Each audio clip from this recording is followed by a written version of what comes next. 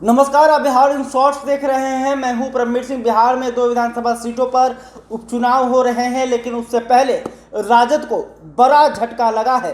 दरअसल राजद का एक और विधायक कम हो गया है, यानी कि जो राजद के पास 80 विधायक थे, अब उनकी संख्या घटकर 79 हो गई है। आपको बता दें कि कुढ़नी से राजद के विधायक अनिल सहनी की सदस्यता जो है वो ख़त्म कर दी गई है। बिहार विधानसभा की तरफ से अधिसूचना जारी करके यह जानकारी दी गई है। बिहार विधानसभा की तरफ से अधिसूचना जारी हो गई है।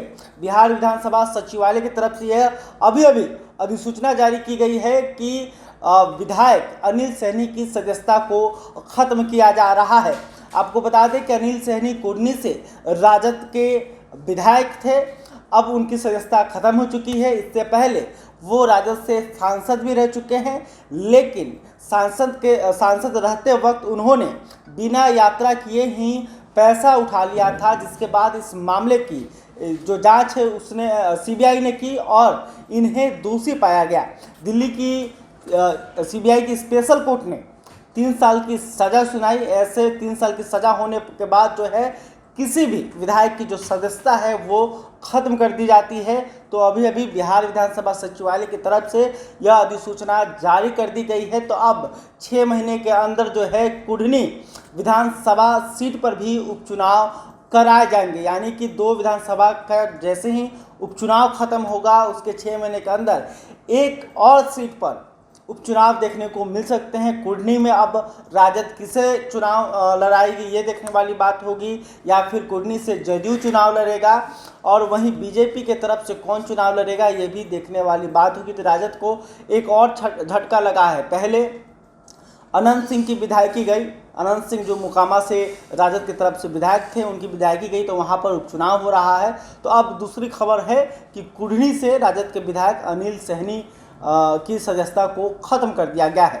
अनिल सहनी जो है वो सांसद भी रह चुके थे और सांसद रहने के वक्त उन्होंने बड़ा हेरफेर किया था। उन्होंने बिना यात्रा किए ही पैसे उठा लिए थे, जिसको लेकर जो है सीबीआई जांच कर गई थी और जांच में उन्हें दोषी पाया गया। सीबीआई की स्पेशल कोर्ट ने उन्हें 3 साल की सज़ा सुना दी, जिसके बाद बिहार विधानसभा की तरफ से उनकी सदस्यता को ख़त्म कर दिया गया है। यानी कि कुढ़नी में फिर से चुनाव होगा। कुढ़नी में 6 महीने के अंदर उपचुनाव देखने को मिल सकते हैं। तो ऐसे में अब राजद कुढ़नी में क्या करेगा? राजद कुढ़नी में जो है अनिल सहनी की जगह पर किसे टिकट देगा, या फिर महागठबंधन की तरफ से इस सीट पर जदयू दावेदारी ठोकेगी? क्योंकि कुढ़नी में जो है जदयू के भी कई ऐसे उम्मीदवार हैं जो पहलवान हैं, वो वहाँ से पहले चुनाव लड़ते रहे हैं, तो उनका भी दावेदारी इस सीट पर हो सकती है। इसके अलावा बीजेपी को एक और मौका है कि कुढ़नी में साबित करने का कि वो वहाँ से चुनाव जीत सकती है। तो देखने वाली बात होगी कि कुढ़नी को लेकर